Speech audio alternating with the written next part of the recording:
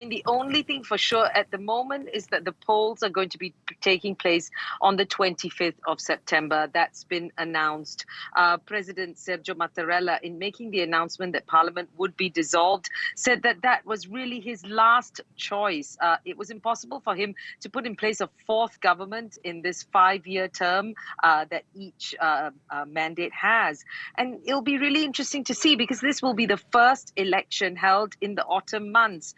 The first election held in those months in more than a century. And it's usually a period where governments and parliaments are pushing through their budget. So instead, a lot of work of government is going to be put on hold. And it's going to be a tough election campaign with so many divisions through this summer heat. I mean, the parties are already seeing defections and long-time stalwart members, for instance, of the Forza Italia party, the party led by former Prime Minister Silvio Berlusconi. You saw some long-time members of that party stepping away because they were upset and felt it was wrong to have not supported Mario Draghi in that confidence vote. And so Draghi, as you said, 17 months of stability, a safe pair of hands to deal with the pandemic, put in place the reforms that the EU said was necessary to get the post-pandemic recovery funds, and also in dealing with the war in Ukraine. And so now we've got a situation, we'll have to see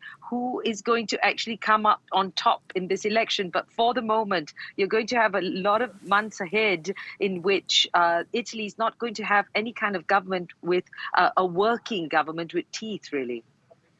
And what are people saying, Seema, about who the next Prime Minister of Italy might be?